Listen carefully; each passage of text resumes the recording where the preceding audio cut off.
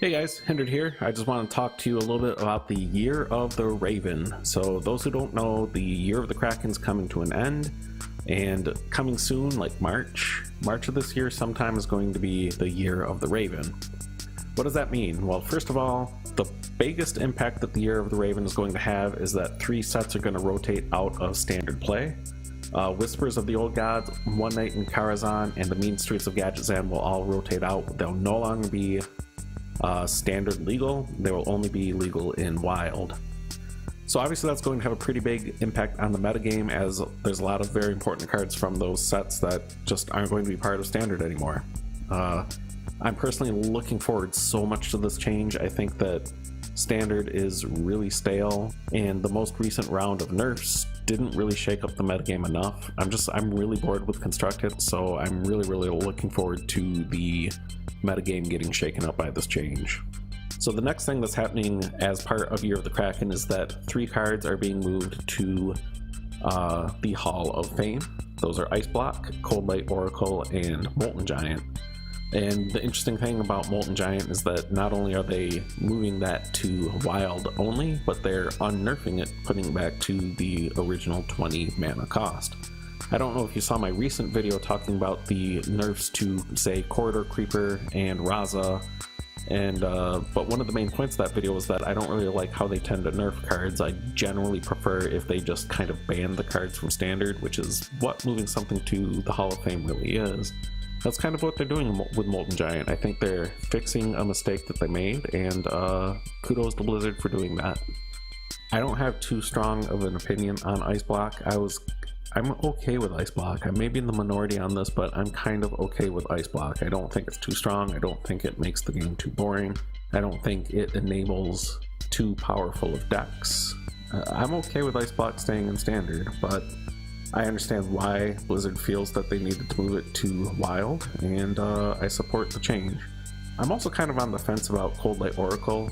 Their main argument was that it provides too consistent of draw as a neutral card, and it's too good at burning cards out of your opponent's deck. Again, I don't feel too strongly about that. Maybe I'm in the minority, but I kind of feel like Coldlight Oracle was okay. It's totally possible that these 2 cards were just kind of limiting future design space too much, that they felt it was maybe providing just a little bit too much draw to classes that shouldn't have that much draw, so it was kind of limiting how powerful they could make cards for those classes subsequently. If that's the case, I can support the moving of these cards to wild. So the other thing that's changing is they're changing how quests work. Some quests are going to give more of a gold reward, and other quests are going to give the same gold reward but be easier to complete. This is all positive, like there's nothing to complain about here. It's going to give us more gold and let us get to the free gold more easily. Win-win. So kudos Blizzard, thanks for the extra gold. The next thing Blizzard is introducing during Year of the Raven is in-game tournaments. I know this is a feature a lot of people have been asking for, just the ability to easily organize tournaments within Hearthstone. I personally don't have a whole lot of interest in playing Hearthstone tournaments, but I think it's awesome that they're supporting the community like this. What I would like to see happen, because what this feels like is it's just going to be like, you know, my name's Tim and I'm going to have a fireside gathering and I want to be able to run a tournament at my fireside gathering, so here's my no-cost entry tournament ladder for the fireside gathering, right? And I mean, that's cool that they're supporting the community like that. I'm glad that they're doing it. But what I'd really like to see them do is something more like what Magic the Gathering does on their online Magic the Gathering online program. They run actual 8-man tournaments with entry fees and prizes.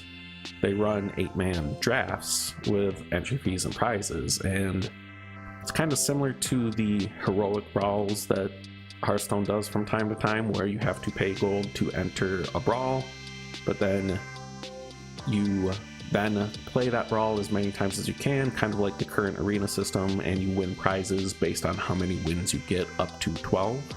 You could do that in a tournament format. You know, you have an 8-man tournament where everybody pays 200 gold to enter, and you get an appropriate prize pool for first, second, and third place in the tournament, something like that.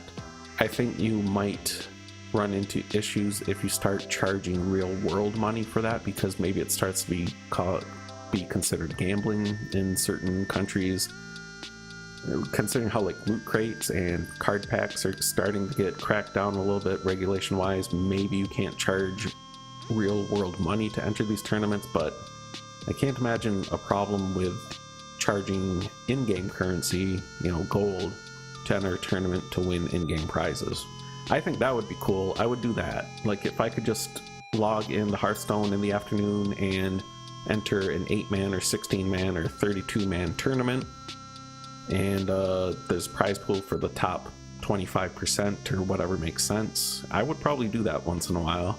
I don't think I would take advantage of this current tournament system that they're talking about, but I think it's awesome that they're doing it, and it's all upside for the community, so good work, Blizzard.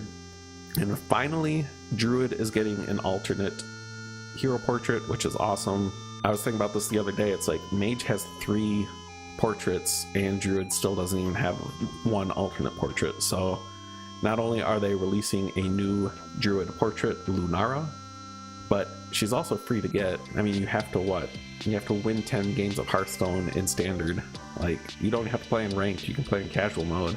You know, maybe arguably the most exciting thing about it is going to be the new set, but we don't know anything about the new set. We don't even know the name, we don't have any spoiler cards, we don't know the theme, so we can't talk about that. But you know, in addition to all these other changes in the Year of the Raven, we are going to have a whole new set of cards to play with too, and I think that's pretty cool. We're looking forward to it. Anyway, that's it for this time. If you like this video, if you want to see me talk about Hearthstone news more often, let me know. Please be sure to give me a like. Please click subscribe. If you don't already subscribe, you know, click the subscribe button. It helps me out a ton, doesn't cost you anything. Yeah, this has been Hindered. Thanks for watching.